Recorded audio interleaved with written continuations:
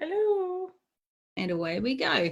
Hey guys, welcome to today's special impromptu call, but one that I thought was very necessary at this time with everything's going on with the coronavirus, because one, having sales conversations, some of us may find a bit challenging at the best of times. Whereas now when we've got additional objections coming at us, like should I be advertising now? Are people buying now? I don't know if I can afford this now, and all the other things that are coming at us. So this is a chance where Renee, who has like a lot of years of experience, had sales teams on the ground when 9/11 happened. So she's been through like these really tumultuous times and has thrived through it with all her excellent sales skills, and does it in a way that is authentic, builds beautiful connections with people, and ultimately is a way of service, right? And that's what I love about Renee's approach to sales. It's not just like you got to close them, even though she has that that part to her. But it comes from a heart of service, and it's like if you're not out there talking to people about how you can help them, then you're actually doing them a disservice. So welcome, Renee. It's so good to have you here. And also, this is your chance, guys. If you are having people that are asking you questions with your sales calls, or I've got these objections that are coming up, this is your chance. I'd love you to pop them. You're live in the group. Comment in the group about it, or comment here in Zoom if you're with us here on Zoom about what these objections are that people have. And Renee, you'll be able to, bring up some fantastic little wording, as she has such a gift for. Diagnose what the issue actually may be that they're coming at you with, and how you can present it in a way that's going to crush that objection. So welcome, Renee. It is awesome to have you here. Thank you. Thank you so much. Thank you. Yes, we are in the midst of everyone is home, and it's craziness. So, I didn't really, you're getting the real raw. This is what I look like on vacation, although it's not vacation. So thank you for having me, Jody. And I love, you totally have my number. You're like, she's this, but she's also this. She is. I know it. I know it. You are too. When it comes to ads and not doing them the right way, it doesn't matter how you do it, just do it the way I said, Jody said. No, don't do that. Yes, do this. So we both, because this is what happens. We get passionate about when we know something is right. We get passionate about making sure that we tell the world. Like, it's our moral obligation. Like, we want to like pound on all the doors and be like, we have the cure. Hold on. Yeah. So that's how we feel. So if me or anybody else that has been doing something for a long time gets like, about it, it's not frustration. It's excitement and enthusiasm, because we know how good it can be if it's done that way. And we hate hearing like, oh, it didn't work, because we're like, oh, let me help you because I know it can. I've seen it work. And, I've been to the mountaintop and I can show you the way kind of thing. So I think the first thing I want to share here is a ray of hope. Okay. So I have been selling since 1994 professionally. Okay. So as I graduated from university in 1994, 5 days after university, I received my first sales job. I was on my way to law school. My parents were very excited. I wanted to be an advocate for women. That was my goal, to be a lawyer specifically advocating for women who at the time didn't have rights, or didn't know about their rights during divorce. So that's where I was headed. And I feel like I still have fulfilled that dream, just in a different way.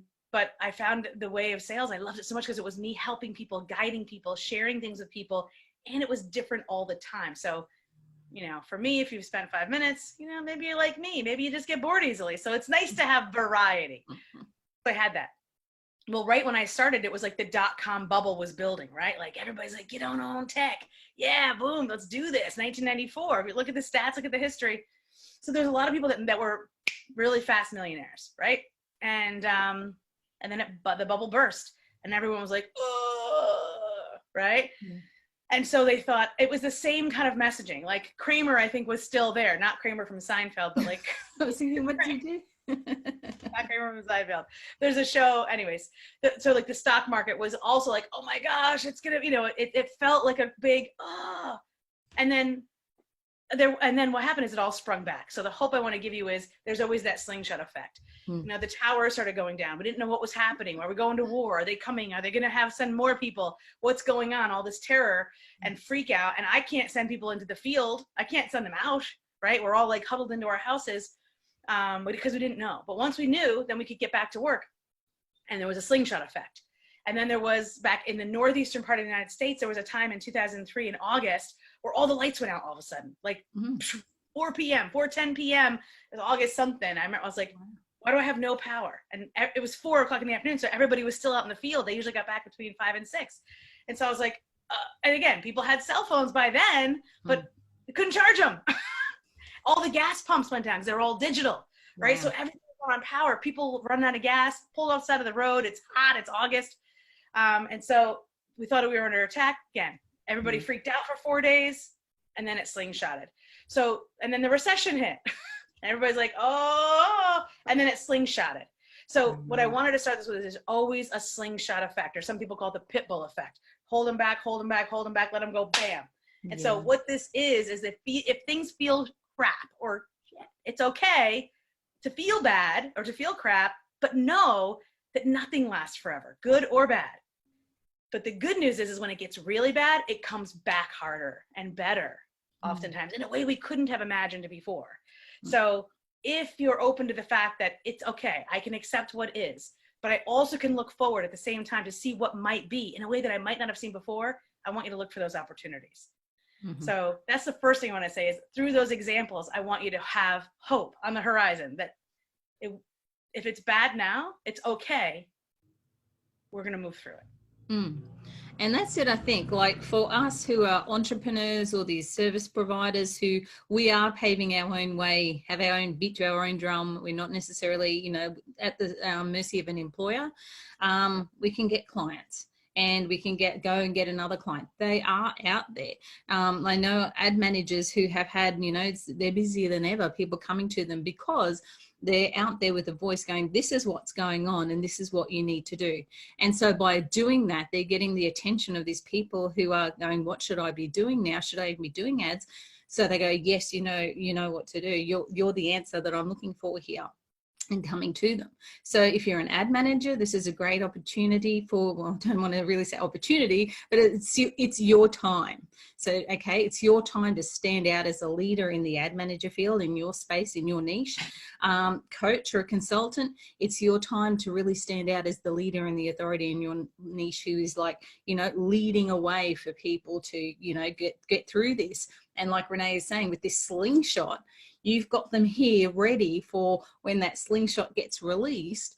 You're there getting pew rather than back here going, oh, things are going again. Quick, we better start. And by then, everyone else is going to be saying we better get started. So by standing up now, being the leader, being the authority, saying this is what we need to do and we need to do it now, you're holding hands with your clients and people that you serve, getting them ready to all go forward together. Absolutely. Absolutely. And we are talking about what is, and there are clients that will say, I can't make my payments this month, or I can't continue with our contract, or, you know, I can't pay you the rest of what I owe you on that deliverable, that funnel you were working on, or that ad campaign you were working on. And so if you are having those scenarios, let's talk about those scenarios. If you're having any, there's definitely a way to navigate that so that you don't burn a bridge. And you possibly could be paid next, right? Nobody, I mean, our clients are not our enemies, and they're not trying to not pay us. And there's highly likely that they could pay us, and we don't have to feel bad about it. So, but there's definitely a dance to this navigation, which will allow us to stay in business, allow them to get good deliverables, and allow us to, regardless of what happens right now, continue the relationship down the road. Yep. Awesome. So is anybody popping in saying, I'm having those experiences?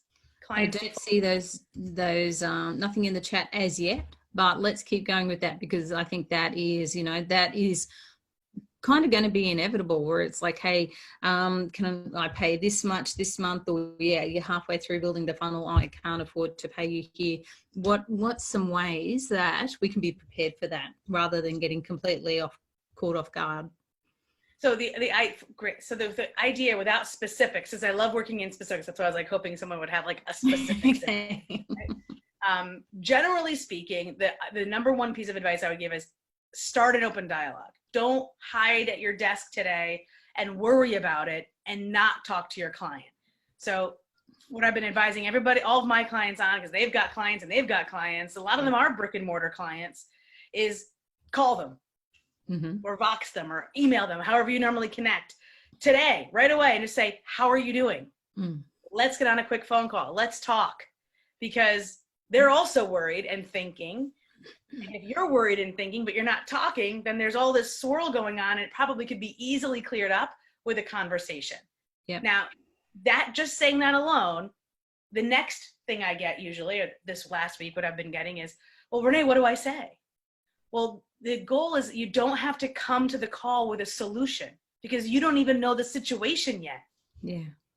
And that goes with sales calls too. Oh, Renee, they messaged me and they said they want a funnel. How much? And I'm like, well, that's not really a fair question, because you don't know the whole context.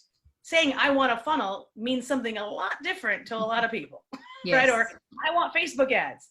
It could mean 8 billion things, right? I want Facebook ads. I mean, that could mean anything from a $5 a day video view ad to like a whole matrix. That's it. That's right. We can handle it regardless, but saying how much depends, right? So if you have clients on deck, regardless of what you think their status is, or even if you're not worried, reach out, start a dialogue. Because what happens, and I had been advising, I mean, today's Thursday. So like since last Thursday, like a week ago, this has been like, hitting the fan. So my clients that I've been working with closely starting last week got on the phone. 2 of them not only were relieved that their particular clients were okay, but 2 of them actually got upgrades. They're like, I'm so glad you called. I really need X now. Can you show me how to use Zoom? Or can you show me how to turn my this and this into a such and such, to turn my physical event into a virtual event? Yeah. Sure, that's not necessarily their total business. Like one was an email marketer. She's like, but I use Zoom every day to do business. I can totally show you how to do it. And, they're like, what would that cost? She's like, I will prepare something for you. Renee, let's talk about, and then they get on the phone. And that's okay. So you don't feel like you have a phone call. You have to have all the solutions. Right. So does that help? First and foremost is like, reach out today, ask how they're doing, and start a dialogue. 100%. That's what I find, like, with the clients, communication is key, right? So the more you communicate, it's much better to over communicate than to disappear and not communicate at all. So when you're in touch, they know that you're concerned about them, and they say, hey, thanks for reaching out. I'm so glad that you did. Just knowing that, you're still there with them, giving them updates along the way. And then also, being proactive, like when you are already running their ads, for example, that, saying, hey, we're keeping an eye on things. This is what we're aware of. This is what tends to happen, and yada, yada, yada. So just rest assured that we're being proactive here. Let's tee up a call and have a chat about X, Y, Z. Okay. So communication, discussions. Yep. That's fantastic. And like you said, when it's like, I don't know what to say, because, well, chances are they're going to say something to you that you're not going to have the answer to. Like, guaranteed in life, that's what happens all the time. And it's okay, like you said, to say, I'll get something together for you. That's all it needs. You don't have to have all the answers right there on the spot.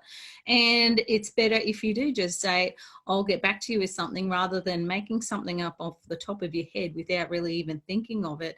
And then later on be going, man, I should have charged a lot more for this, because there's much work to do. So just say, I'll get something to you. No harm in that. Totally. And I really, I teach a consultative selling approach. So this is going to apply from before the first call all the way through to existing clients. Back when I had my sales organization, I not only had to do acquisition and retention, but account management, which means communicating regularly. So I encourage people to really think of like what a doctor, if you've ever had an experience with a doctor with long-term care, maybe for yourself, maybe for a parent or a child or a family member. The initial tests, the doctor doesn't, you don't go into the doctor's room, and say, oh, my glands kind of hurt. Oh, must be strep. Or my neck kind of hurts. Oh, we had a lot of cases of meningitis. like the doctor doesn't do that Mm-hmm. because he is consulting. He has to get all the information first. In fact, he might take, or she might take a battery of tests over a period of time, which it could equate to a series of calls over a period of time to gather all the data exhaustively to make sure that the offer that they give or the protocol that they suggest is encapsulating, right? So that there isn't anything missed. And as a patient, how do you feel? You're like, wow. Well, I mean, with healthcare, sometimes a little frustrating, but with you as the seller of your services, that customer will feel cared for. They will feel seen. And all along the way, we're simply asking questions. We don't have to come up with the answer until we have a full picture. And before we even come up with any answers, we're like, let me repeat this back to you, right? Take a page from like the therapists that we know. I know some better than others. So let me repeat this back to you. What I hear you saying, Renee, is that you're angry with your mother, right? Maybe, hold on. This is gonna get me now. The point is that repeating back allows that person to feel, oh, she does get me. So when I take notes, when I ask those questions and take notes, and then I repeat it back, this is the response I get oftentimes. Yes, that's exactly it. And it's like they feel like it's like this elation, right? This quick win that they have. All I've done is listened and repeated back. So in these trying times, especially now, there is stress and anxiety and people don't feel heard. In fact, they don't even know what's in their own head. It's so many thoughts going on. Yeah. So to simply say, let's open a dialogue. Step 1. Step 2, come with 2 things, a pen and a piece of paper, right? Or like a way to take notes. And then an open, empathetic ear. In other words, you're not buying into their problems because you're gonna have a lot of people that are in this world that they have one little grain of negativity and they take it right down the slope. You don't have to buy into their negative Nancy attitude if they have one. Mm-hmm. That's not, you don't have to. You can empathize without sympathizing, right? You can understand without agreeing, right? You can understand without being like, yeah, it does suck. Let's just skip out, right? Mm-hmm. You can say, I totally get it. Let me repeat this back to you. So what I hear you saying is this is happening, and this is happening. Do you want me to come up with some solutions that can help you navigate through this? Yes. Okay, great. So that's step 2. Number 1, open up a dialogue. Number 2, ask questions. You don't have to have the answer. And then step 3 is to come back to another call with data. Math is the path, right? Like, so you can actually look at, hey, if your ads, we've been running them from this date to this date. This is what they've been performing as. And with all the great spreadsheets you have, you can literally, your people have tools now to say, this is what I see. These are the facts as they are. Here's what I anticipate. Would you like to hear some solutions about moving forward? Yes. And at that point right there, because they've opened up dialogue, feel seen and heard, asking more questions, do you want to hear more? Yes. That right there is where they might say, you know what, I was wondering if, because you're the one that was brave enough to open the conversation. Mm-hmm. Yep. So how does that feel? Yeah, good. And I loved the way, like, because I was going to say, what do we say to show that empathy, but then also not to buy into it?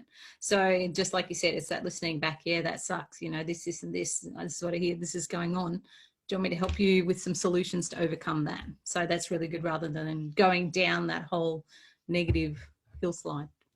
Right. I have a lot of clients, and those clients are like talking about all kinds of things, and I just basically they'll say 10 things and I'll comment on 3. I'm like, okay, so I just pick out the things that actually we can do anything about. The rest of it's just how they feel about it. And that's okay. I empathize with how they feel about it, but I can't do anything about it. I'm definitely not a therapist. So, so I would respond with, oh yeah, let's talk about what we can do. Let's talk about this. Yeah. Do you want to talk about that? Yes, I do. And that's when those solutions come up. So when I come up to that 3rd part, some pre-work that I could do before the call is maybe list out a couple things that I might have ideas about based on being in their business that I could do, but maybe I don't typically offer. Like how to help them with that canceled event they have, how to teach them different aspects that maybe I don't consider myself an expert in, but I certainly know about. Yep. You know, how to have a presence on LinkedIn. You don't have to be a LinkedIn expert to know how to teach them a couple 10 things, you know? Exactly. Right? Yep. Awesome. Okay. And so now what if we start having these conversations, and what if they do say, yeah, look, numbers are down already, revenue is down, you're working on this. Is there some way that we can reduce our monthly retainer or something like that? Yes. How would you handle that sort of conversation? Right. So great question. So as any time I say, can I reduce my monthly retainer? So if that's the case, I have no problem as long as the work also reduces, right? So Yeah. I wouldn't necessarily say that, but I would know that. And then I would say, okay, and this is where good contracts come into play, right? If I don't have what I do for them in writing that we both signed in the beginning, it's going to be super hard to quantify what I do. Yep. And for how long and for how much, Yep. right? So itemizing every little thing or putting into a project price. Say, okay, so this is the current scope of the project. I upload your bot and your email list and your group funnels to Ads Manager every week. And I do the ad creative, and I have a copywriter that writes the ad, and I do this, and I monitor, and I add in the budget. So I do all these things. However, what I'm willing to do to help move through this is we have these 2 high performing ads. You're running 10 ads right now. If we focus on these 2, I could just manage those 2, watch the numbers, move them forward, and come in, and I'll just share over a Loom video the weekly reports. And that is something I can continue to do for the next 8 weeks for this much. How does that sound? Yep. And I always ask, how does that sound? Because when I'm in this case negotiating, yeah, I'm not trying to be like, that's it. Because I like this person. Now, unless I don't like them, then it will be a different story. But if I do like this person and I do want to keep working with them, I'd rather take less, not for the same, but for less work. Yeah. Yep. And stay in the relationship, right? And I also want to negotiate on the same side of the table. Like, hey, I'm on your side. Tell me, does this feel comfortable? Because if it doesn't, they're going to bag out all the way, right? Mm-hmm. Does it feel comfortable? Does that feel equitable? Yes. Okay. Are you sure? Yeah. Like, don't ever be afraid they're going to say no. No is not your enemy. No is just not that, right? Well, okay. So what about that do you like? And what about that don't you like? Mm-hmm. It's not personal. You're not like, what do you like about my hair and what don't you like? I mean, well, I guess you can change your hair, but point is that you're trying, you're offering options. Say, well, would it be better if we just kept one ad going then at this budget? And I will monitor that based on these KPIs. Boom, boom, boom, boom. Yeah. Yes, that sounds good. Great. And that will be this price per month starting on this date. I'll get that in writing and I'll get it over to you. Yep. Easy. Right? Mm-hmm. So it's reduced, but it's not forever. And then when they sign the new agreement, it will be also for a certain amount of time, 8 weeks, let's say, right? Like I had mentioned earlier. So yes, by week 6, I am on another call with them, evaluating the first 6 weeks, saying, listen, let's talk about the progress we've made. You've made amazing progress. How are you feeling? Let's talk. And then I say, since I've been doing this, both before and currently, I've noticed a few things that I think are some opportunities for you. Yep. So I always come in with 3 points: progress, opportunities, and next steps. So that 6-week call before 8 weeks is up, I am saying, that, do you want to hear what these opportunities might look like if I were to do them for you? Yes. Great. So the next steps might look like this. I would do this and that and this for this much. Mm-hmm. How does that feel? Well, it feels great. Excellent. I can start that on this date for this amount of time. How does that sound? Great. You're getting verbal confirmation. You're going to get written confirmation. So, so Jody, if I'm doing this for so many years, how does that feel for you in terms of if you were in that position? Yeah, that feels great. One, because you know, instead of just having that knee-jerk reaction and going, oh, well, okay, well, you can't afford it anymore, then see you later. And then you've got the added pressure of like, crap, now I need to make this up and find another client. Looking beyond just the 6 to 8 weeks of like, okay, let's look at a new agreement. But also then going, okay, how can we accommodate this? And therefore, yeah, obviously, if we're going to do a reduced retainer, obviously we can't put as much time into it because we need to make that up, like, you know, with another client. So I love that approach, not burning the bridges, keeping things going. And so again, when that slingshot gets released, we're already working with them, and that, you know, it has actually helped to improve, ideally, the relationship between you and your client, because you looked out for them when, you know, when this all went through. you have more of their trust, you have more of that relationship, and they're, you know, more likely to stick with you for the longer term. So that's all great. One thing that I thought you could work into it there could be like if you were doing to sales, like for example, webinar to a sales page and there's purchases, that's where you could work in, yeah, sure, we can do this at this price, but we're also going to put in like a percentage of sales. Absolutely. That was exactly it. That was next. So if they've got those down, you'll know it. Yes. And so if they have a proven product and you have a way to measure it, because you can't rely on your client to measure it for you. No, that's exactly right. And that's where things can get a bit, if they are doing Google ads and all the rest of it, then it can be a bit mixed, because Google will want to get attribution, Facebook will want to get attribution. So that's where you'll be clear in your contract that it will say it's a percentage of sales based from Facebook attribution for the month. So say Facebook has the 28-day attribution window. So I would typically be invoicing them on about the 5th or 6th of the month for the previous month. This is, you know, Facebook's tracked 30 sales, 10% of 30 sales, and that's what we get. So that's clear in the agreement there as well. Yes. And in fact, if you don't have a percentage of sales or a percentage of revenue, if you have just been saying, here it is, it's $1,000, $1,500, $2,000 a month anyway, and you go, okay, we'll go back to 1,500 or whatever it might be, but you include the percentage of sales, you may actually come out ahead, right? Exactly. Because your contract's been sort of outdated and you've kind of been going, oh man, I should be getting paid. You know, they're making $50,000 a month. They're paying me $1,500 a month. You know, that's, you're doing the work, you're getting the lead gen. So that's completely fair and equitable for you to be getting a reward for the percentage of, you know, the work that you're doing. So so it's a good timely thing for that as well. And you said a huge, if you've been at contract for a while and it was time for a call anyway, now's a great reason to reach out, because everybody's reaching out. So you're not, it's not like you're coming out of the blue looking for cashola. You're like, hey, how are things? Open up the dialogue. 2, listen, ask questions, take notes, repeat back. 3, offer alternate solutions to what you have currently. Could be more, could be less. As long as it feels good to both people. Because the customer has to feel like they're getting a good deal. And remember, they probably like you too.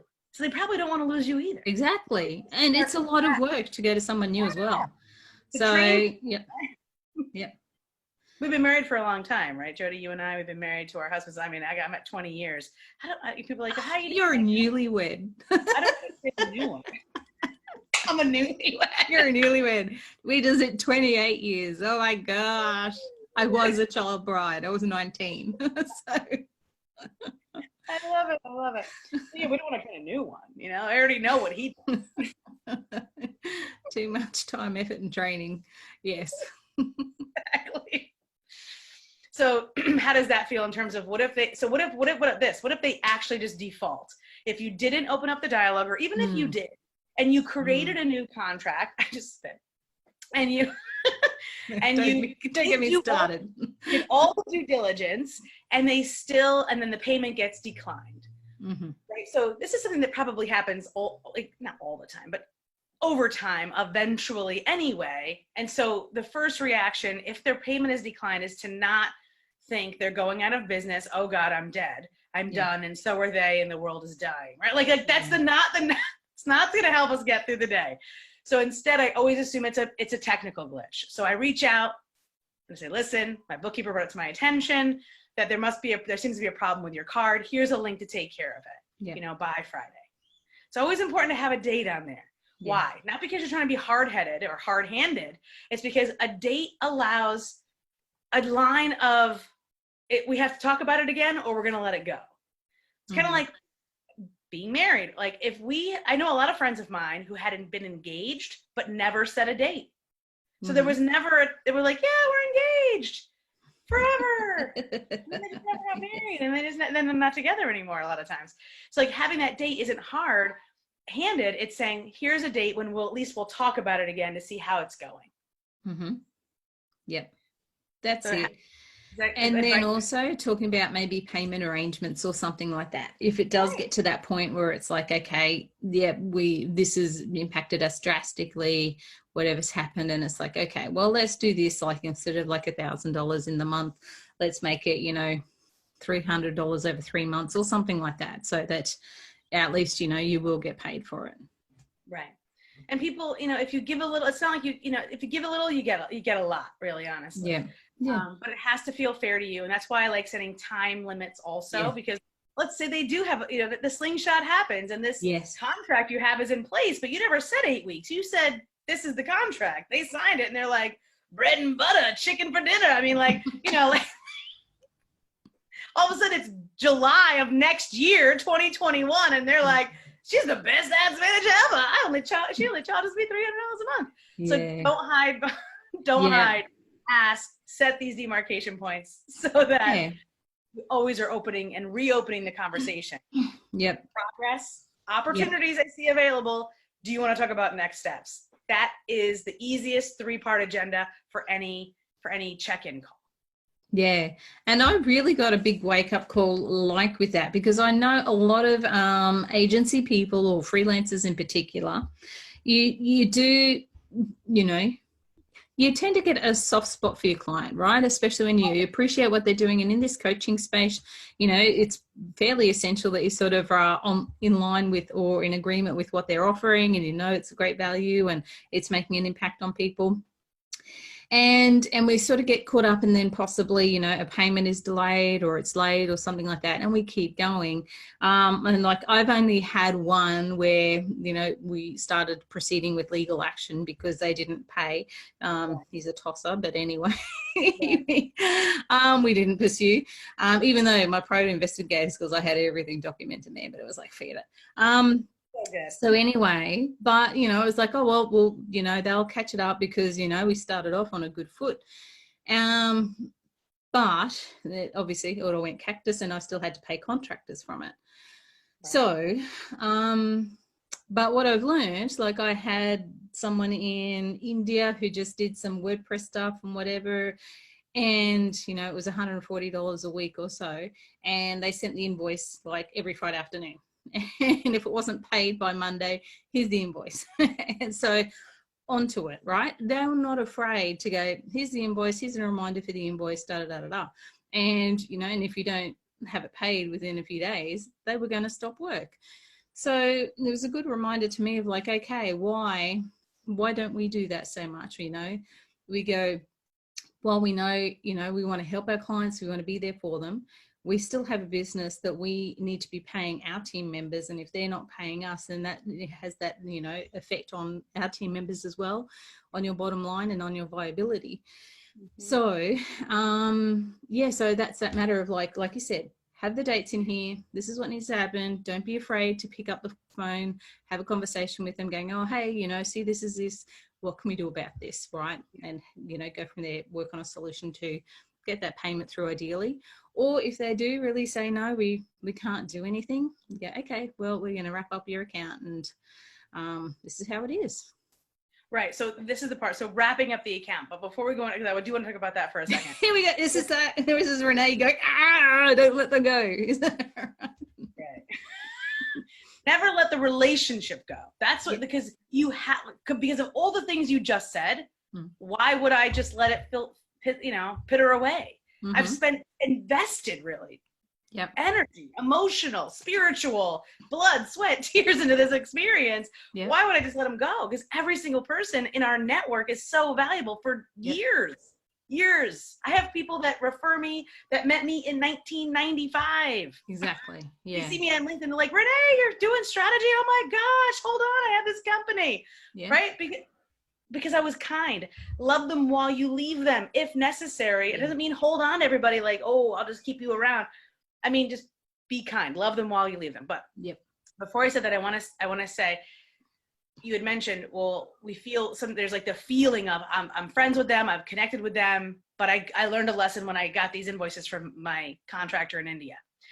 So one of the good pieces of advice that I got, I actually have a client who does this. She had an invoice and she was like, oh, Jessica's going to take care of it. So Jessica was like her made up person.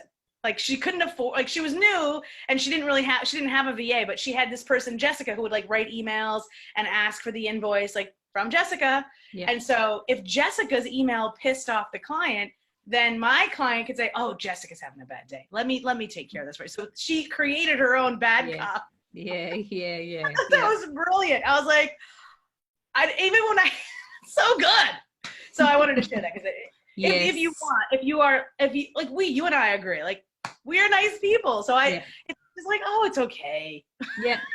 Yeah, no, that's right. Like agency people starting out and whatever, have a name for a bookkeeper, finance person, whatever it is, who is that one that's chasing up the money, right? So it doesn't particularly interfere with your relationship. However, if they do want to call and actually talk to Jessica, then you may have an interesting conversation.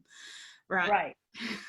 So Carrie's like, everybody needs a Jessica. Agreed. So then the last thing is love them while you're leaving, is having a very specific process. If you don't have one right now, it could be 3 steps. It's like, okay, here are all your documents and all the details of our contract. It could be a Google Drive folder, right? Our contract, any updates that you sent. I'm sure you have metrics that you measure, right? Here are the spreadsheets, and here are the payment receipts, whatever the case, whatever 3 things, like here's this, and here's this. It's all here. I will deliver it all to you and give you full access on X date.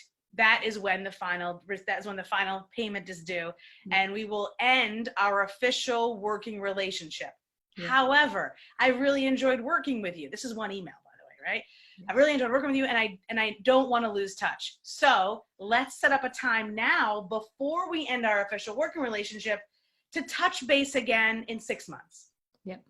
So you put a call on the books 6 months from now. It could be 3 months from now. You know their business. You know the cycles of their business. So you know they're going to launch something again. You know they're going to need ads again. Why wouldn't they go to you? Right? So put yourself in line. Put yourself back in their business at a strategic time. Could they not show up to the call? Probably, but they probably will, because they know you. You're not like some stranger. Could they reschedule? Sure. But most of the time, that call is that cornerstone that lets you continue to have that conversation. And on that call, I just catch up. And based on what they say, I'm like, so how's it going? What launches do you have? And I look them up. I follow them, right? I'm not obtuse to their business growth. And I could ask them specific questions. Have you found anyone to replace me? Are you working with anybody? It's okay to ask those questions. Or is anybody doing your Facebook ads? You know them, right? Based on what they say, I might say, do you want to talk? Ask them again. Do you want to talk about what it might look like to work together on this new project? Or you might have something new. Hey, I have a course I created, and I know you have a big organization. I would love to talk about what it might look like to offer this to your people. Oh, sure. Maybe it's a collaborative offer. So what I'm saying is, even if it goes to, shit's the bed right now, they can't pay, they won't pay, things are bad, it doesn't mean that you just, okay, see you later. It's a nice onboarding process or offboarding process where you love them as they're leaving, and then set up that time to talk. 3 months, 6 months down the road. That's my best advice. Yeah, absolutely. That's it. It's not just like, okay, can't pay, see you later. It's like, continuing that relationship again, not burning bridges, because you never know what's going to happen. And that you get to a point where, it might have been like, they couldn't afford ads, so to speak, but they've been working organically. They've actually been able to dial in more, refine their messaging and who their avatar is, therefore get their funnel more validated. So therefore come back to you and go, yep, ads are working now. I've got the messaging down point. Things are ticking along nicely. Now I don't have the time to run in the ads. I've got so many clients. So can you do it for me? And another thing with that as well. So just what I've been doing, not as a matter of getting leads on board, but it can be a lead gen purpose, is just reaching out to past clients now, just seeing how they're going, saying, hey, just reaching out, making sure that you're okay personally, that things are all good for you, you're safe and well and have toilet paper, and how's things going like with business and for you. So, and then they'll come back and they'll say what's going on. Like a client of mine, he's got a business in Pennsylvania that's been forced to close. So big impact on their business. So it's a good time to be reaching out to people now. And it could be that, we need to get something going, and therefore you can pick up. So what's something that you would say, like, how would you structure that sort of conversation where you are reaching out to past clients, or even not even past clients, leads? Like, let me check my phone, because I did that 16 times today. Because why? It's a reason to reach out. Hey, we're all stuck at home. How are you doing? I saw you in the news feed. Yeah. What's up? So I've got 3 calls booked tomorrow. They're just catch-up calls. They're just check-in calls for people that I did business with at one point. We're not doing business together officially anymore. We're still in each other's sphere. How's it going? Just a telephone call, because I don't do my hair every day. You know? So how would I word it? What did I just say? I said, hey, I just saw your message about blah, blah, blah, right? So she had posted a message, this person in a group, and I said, those are some great numbers. Yeah. We should talk about that. Mm-hmm. What do they look like tomorrow?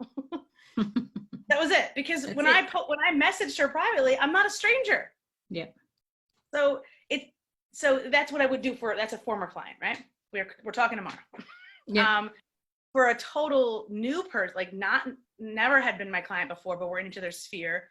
It's not very different, but but there's got to be a little bit more of a foundation of relationship. So before I go sliding into DMs, I make sure that they, I know I do my due diligence, right? And I just want to say this out loud, because like, I'm so thankful for social media, because everybody has a footprint.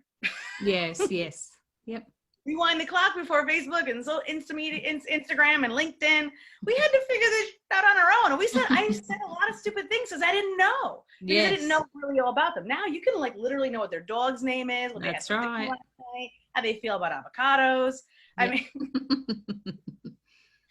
all of it. So you can you can enter the conversation in so many different ways. So when people say, I don't know how to find leads, I'm like, what? There are literally leads everywhere, like fleas on a dog, on a southern on a southern dog, a hunting dog, right? So because it's just a matter of who you want to spend your time with. Exactly. So if it's a total lead right now, if I'm a Facebook ads person, I might look for people that are already running Facebook ads. So look around. Okay, well, what kind of business do you want to talk to? All right, I bet they have a Facebook business page. They need one, right? To have a Facebook ads. Yeah. So you look at the Facebook business page and you can still look up what ads they're running, right? And then you're like, oh, I wonder, like you do some like research, like in this group, who's running so-and-so's ads? Yeah. Those ads are awesome. I really love your ad. So I don't know if you can come at like that, but that's the first place I would start, and then start to do your due diligence. What else do they do? How is their program? Can you what the testimonials they have on their sales pages? Mm-hmm. Do you know any of those people? Mm. How can you find a connection with this person? That's not just, hey, how you doing? So you need any help with the thing I do? You know what I'm saying? Yeah. And social media makes it so easy to find some other way in, so that it's not just like, hey, you want Facebook ads done for you the way I do them? No, thanks, kid. And then you're done. Yeah. Meanwhile, if you come in from another avenue, you just get to know them first a little bit, right? Yeah. I'm not saying it has to take months or years. This could take a couple of days. Yeah. Does that help with that kind of? Yeah. This is what I do, It is. Okay. So, let's see. Okay. Carrie has put something in the chat, so we'll come to that in just a sec. But I would really love, and I know it's on the spot, I know you like, here's an example, but on an example, right, of that, of like, okay, so I'm in a group, and say this person did post these numbers, which were good numbers, and they weren't a previous client, it's someone you didn't know, and they did post these numbers. What would be like, how would an approach be that you did that? Hey, would it be as simple as, hey, I saw this, they're great numbers, and I wouldn't go straight into DM. That's the thing I don't do. You don't go? I wouldn't go straight into DM. I might make a comment on the post that they made publicly. So I want you to imagine it's kind of like you're you're back in your 20s, or for you, your teens now. We were married and we were at the pub, right? And we were like looking around, and you see a really cute boy. You're like, he's so cute. And so you want to like kind of edge your way closer to like the circle that they're talking around, like the conversation. And they're like, whatever they say, you're like, oh, and if you can kind of like join the conversation on that, because maybe you also have something to say about it. They're like, oh yeah. And then you start talking about, let's say it's golf, right? Oh, they were at the golf course that day, and he's there with his buddies who just came back from the golf course. And you're like, oh yeah, that's right. If I said this before, by the way, like if my bowling score was the same as my golf score, I'd be a championship bowler. That was bad, in other words. So the point is that They're like, oh, that's funny, or oh, let's talk about bowling. Oh, that's so now I'm switching the subject to bowling. What do I, so in this case, I'm just coming in. What do? I'm starting to join the conversation for whatever they were talking about. Mm-hmm. But then I'm trying to figure out, do I know any of his friends that are hanging out with? So the thing with social media that we didn't have 20 some years ago is we can see who their friends are on Facebook. We can see who they're connected to on LinkedIn. We can see who they're following and who we're following, right? Other platforms. Yeah. So you can just see, do I have any connection with this person at all? If you don't still, okay, then thank you, iTunes. I bet you they've been on a podcast. Maybe they even have one. Thank you, YouTube. I just said this earlier to a group I was teaching. Have you guys ever looked people up on YouTube? It is fascinating. Because people have like you, Jody, or you were a private investigator, but what if you had a knitting channel, or a motocross channel, or you raised pet koalas and you had a channel and your pet koala was, his name was Pooh Bear. I don't know. But what if that was your connection point? People put this craziest stuff up. So Google the person, look for them, find a connection way in. That's not just, hey. Exactly. Show some effort that you have. Again, I just got another, here's a cut and paste thing. And it was seriously, that is the last thing that people want. And I think that's one of the great things that I see with you, Renee, is that you are always commenting or engaging, or just, someone says something, hey, that's fantastic, or whatever it is, you are showing up, engaging with them, and that stands out. And so that's something I really, because I tend to be a bit of a lurker. I'll just scroll and I'll see and I'll maybe like. People don't remember you when you just like or you heart or whatever. But when you start commenting on their posts, they're going to say, who is this person? They're going to come and check you out. They're going to start looking at your posts. They're going to start investigating you, so to speak. So therefore, you've got more of that attraction marketing going on, right? Rather than that push marketing where it's I'm just spamming people's inboxes with my cut and paste. You're out there, you're engaging, and you're attracting people to you. So they're going to go, wow, this person's, I really like what they're saying. They're encouraging. They're making me feel good. I like what they have to say. Oh, look, and they do this as well. I want to talk to this person. So that's a really great thing. So that's one thing that I would encourage people to do, is to not just lurk or like or heart, actually comment on people's posts. And you could do that by commenting on Facebook. And then, like you said, if they're over on LinkedIn, comment on LinkedIn. Even maybe if it is someone who you go, I would really love to work with this person, even if you share a post or something from their page or from LinkedIn, then, that's good brownie points. If you can share something, especially now when everyone's sharing everything, we're all online, if it's a meme even, and you just tag them back, thank you. Yes. So-and-so influencer who I want to get into, a conversation with for this meme. It made me laugh. I couldn't wait to share it with my audience. Yeah. I don't care if your audience is 17 people and you, your mom, and your cousins. Your audience. But that's also why I love LinkedIn. So I want to say two things about that. So thank you, Carrie, for saying Carrie's oh, Renee's really good at that. So I have a Facebook group, and when I'm in there, I do a lot of engagement, and that's me. But since I've grown my business, I couldn't engage that much everywhere. So I do have people that help me with very strict parameters that help me engage. Yep. But not in my Facebook group. That's me. And the law that I've heard that I kind of try to go by is 5 words. If you can do at least 5 words, not only does it get the person's attention, but this is on a bigger scale, the algorithmic attention that you can get. So the more you comment, the more people, I don't care what platform it is, they all like it. Facebook, Instagram, LinkedIn. The more comments, the more they'll show your comment. You ever go to a post, or you're in your news feed, God help you, but if you are in your news feed and you see a post and you're why am I seeing this? Oh, Jody commented. Well, they know, Facebook or whoever knows that I look at posts that you post or that you comment on. Meanwhile, there's 75 other posts or comments on it. Yeah. So the more you comment, the more you engage with people, it's this big web of connectivity.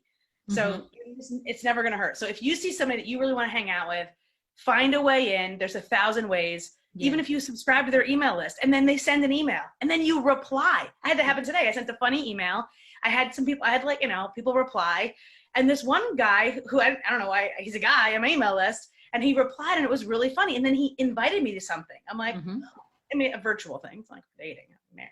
But, I was like, oh, it made me go, huh. Now, I don't know what his game is or play is. I don't know if he has one. All I know is it made it stand out. And I was like, sure. Yeah. So even if you get on the person's email list and look for an opportunity to reply to their emails, exactly. Yes. Another way to stand out. So that when you start the conversation, when you're like, hey, it'd be great to get to know you better. Let's get on a quick phone call. There's no agenda. I don't know what this guy's all about, or girl, or whomever. All I know is what is my premise? Let's get to know each other better. Yeah. I haven't already asked you to help them with something. Yeah. Yep. Awesome. And with that as well, it just was making me think, so while it's great to do all of this like personally, like from your personal profile, comment on that person's personal profile, typically they will have a page for their business as well, right? Which of course they will like their own page, right? Yes. So what you can do from your business page, you can also engage with their business page. So you can comment on posts from their business or share post from their business to your page or whatever. So this is a bit of a more Dream 100 approach, and you could do it on Instagram as well. And then from there, if they engage back with you, like so you've commented and they'll react to it, then they can go into your engaged with page audience. Therefore, you can be retargeting them. So while they own their page, they'll like their page over here, their page engages with your page. Therefore, people who have engaged with page, well, they've liked it, and there's a greater chance that they're going to see any retargeting ads or any ads that you have going to engage with page audience or engage with Instagram business there. So that's another great way to, continue that attraction marketing going. And then when it's coupled with the personal aspect going on here, you go, I really need to talk to this person. I'm very interested. Right. All of a sudden, you're omnipresent to them. Exactly. So, and that makes a massive difference rather than just being the cold caller, the one that's going out and Right. The vortex of like, oh, I keep seeing you everywhere. Well, yes, you do. Like, again, same guy, same pub. I recognize one of the guys that he's hanging out with in that circle after they got back from the golf course. And I'm like, I know that guy. I don't know him, but I'm like, I see him at the gym when I go at 11. So I'm going to make sure I go to the gym at 11, make friends with the friend, and then like, didn't I see you with Bobby? Oh yeah, Bobby. I mean, no. They don't usually say that. Like, oh yeah, we all know each other. Sure. Oh, you should come to our party. We're having a party tomorrow night. Really? Sure. At the Pie House? No problem. Be there. Yeah. I can bring friends, right? Oh, yes, you can. Great. So like that's the old school algorithm. Now it's a lot easier. Yes, that's right. Okay, so Kari did have the question here. With social media and trying to get new leads, do we constantly mention the virus or not mention and pretend business as usual or put a new spin on our biz using the virus? So what's your thoughts on that, Renee? Yeah, I think Jody and I are of the same mind. But again, what I've been teaching my people is like, it's important to talk about it and to show up. Don't put your head in the sand, but when it's definitely okay. And it's okay to sell something, but don't say, well, since you're going to be home all the time anyway, you should totally buy my thing. That would be kind of weird. Whereas I can show up, be a helper, say like, listen, here's who I'm interviewing. Here's what I'm talking about. Here's what I'm bringing forward. Here's what I'm sharing, because I see what's going on. So they see me, they hear me, they understand. And then over here in an email or an ad, this is where ads really win the day, because the ad is they know it's not personal, it's sponsored, right? The ad is like coming in, here's who I am. So here's who I am. Here's what I do. Here's why it's awesome. They're already making that bridge. Like, yeah, I did see her over here. I do like her. I do trust her. She seems like she's got her head and shoulders on right, whatever the case. Or they totally hate you. And then they're going to like say, no, don't show me this person. Yeah. The organic, let me show up and be a helper. Let me do a group call. Let's do this. Let's do that. Is it good over here? And then over here on the ad for here's my offer. Here's why it's awesome. Yeah. The potential purchaser is like, I keep seeing her everywhere. Oh, I like, so here's who she is, the person who's concerned, who's a mom, who's trying to figure out how to be a homeschool mom now, get everybody home, and how to figure out how to have everybody in the house at the same time and do laundry and work. Oh yeah, I totally get that. And then over here they see it, they're like, oh, she has a program, she has a course, she has a $27 offer or whatever. Oh yeah, let me at least look at that. Yeah. That's all we want, right? Yeah. At least look at it. Yeah, and I think it's important, because a lot of people are hurting. It's a big pain point for them at the moment. So I think you do need to address that. You do need to come into the conversation rather than being completely disconnected and not seeming like you know where they're coming from. I think one thing is people are maybe feeling guilty. I think that's a question that people are having, or should I be promoting sales at this time, when people are losing work and are suffering so much from it. Well, one, that's where it comes back to, I think, now more than ever, you need to have 100% belief in the product or service that you offer and that it can help people. So with Facebook ads, 100% you are here to help people build their business. And by being a business owner or an entrepreneur, it's up to us to keep the economy going in that way, right? And whether your product is going to be about, now you can how to work out at home with kids around your feet all the time, or how to, effectively, or how to homeschool without losing your mind, or how to, generate an income while you're at home. That's all things that are going to be helping people at the moment. So sure, you're likely going to get some trolls. You do anyway. What you just do is ban and block. You don't need to keep them on your newsfeed. You can just ban them, block them, and get them away. And then that's good too, because then they're not part of your retargeting audience, okay? Yeah. So that's a very good thing to do. But believing even more than ever in your program, product, or service. Yeah. Don't be afraid to sell, because it's an essential part of the economy. We need to keep things sort of going around. And I just lost my train of thought with all of that. So, but being careful, okay? So Facebook and Google more than ever are like trying to knuckle down on filtering out like false news and things, and people maybe cashing in on the coronavirus, like the guy who bought 17,000 hand sanitizers, selling them at $80 a piece, and Amazon shut him and others like him down. So you do need to be aware, and like that's where Facebook has had the bug in the last week or so, where any post that might have had any connection with coronavirus was getting against community standards. Yeah. So you need to be aware of that, and just, even though you may not have it as an ad, be compliant and just, so not saying, so the coronavirus is, made you do this at home, So just remember to be human in your conversations, I think, as much as you can. Identify, be empathetic, like Renee was saying earlier, be empathetic to the situations that people are in, the challenges that they're facing now, but then also provide that opportunity to be a lifeline to them. And not always maybe with a call to action, but just, offering that lifeline, being that person that, oh, okay, while all this craziness is going on, I really like what you're saying here, and it's speaking to me, and it's helping me feel calm, and it's making me feel some sort of hope. And so that, when they do see whatever it is that you're offering, and that's why I think the self-liquidating offers at the moment are going to be so valuable for this lower price point. When that slingshot happens, you've got this client, you've been building this client base that others haven't, and just be, establishing sort of those relationships. So coming in with the conversation, being part of the conversation, rather than just, here's business as normal. Because honestly, I'm feeling a bit like when I'm seeing those ads that are just like business as normal, it's like, And then when when I'm seeing the ads that are saying, so you're stuck at 14 days at home, you might as well do this. And I was like, So, yeah. Well, I mean, I had a client, so you never know where the money's going to come from. Bottom line is this, people are spending money. So for whatever reason, that's not our decision to make. Yep. So if money is tight at your house or anybody's house, it doesn't mean it's tight anywhere else. It doesn't mean your client has the same issues or concerns or problems you have. Yep. So your job is just to simply ask questions, repeat back, confirm, and then make an offer, and open the door to lots of different ways to make that offer come true, especially when it's one-on-one. Yep. I had a client today. He just put in a proposal for a $15,000 deal. he works with a company that does cleaning, like it's a franchise, right? Mm-hmm. And so they're getting swamped because like they're working all the time now. They just hired new salespeople. He was coaching the executive, like the team, like the owner, on all the things he coaches them on. He's like a business coach. And then now they just asked him today, can you bring in the whole team? Can you do the whole team for this leadership and framework and this? Because we want to keep this going when we know it's going to be a while. Sure. And that's a $15,000 extra bonus, right?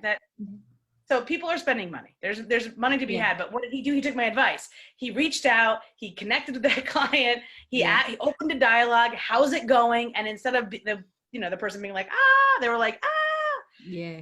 So that opened the door to, oh, you can do that? They didn't even know he was willing to because he only worked with them one-on-one. Yeah, there you go. Yep. And then like back to that, having those conversations and that dialogue, you're going to learn where they're at, okay? And it might be good problems, like these guys are now flooded, they've got all these things, and it's a new good problem that they're having. Okay, let's think of some solutions that are going to help them here. So it's not just, like you said, all doom and gloom of like, oh, my business, the cafes and restaurants and whatever. It's like, okay, but still, restaurant owner, you can do delivery, can't you? Or people can come and get takeout. So let's promote that more than ever. Okay, while others are like, oh no, we're shutting up shop. Build it up. So so there will be ones with who will be thriving, and they'll have a new problem, and how can you help serve them? So that's it, talking to people rather than sitting back guessing and thinking where your circumstances are, and especially like when it can be consumed with fear in everything that's going on. Just get out of your own head, talk to others, and you'll see that there still is a whole world of opportunity there. Amen. Yeah. Cool. Cheers to that. Cheers to that. It's time for another coffee in my part of the world. So, your water and lime. Okay, well, that's it. We have rabbited on for an hour, so it's typical style for me and Renee. It's like we can just go on for a while.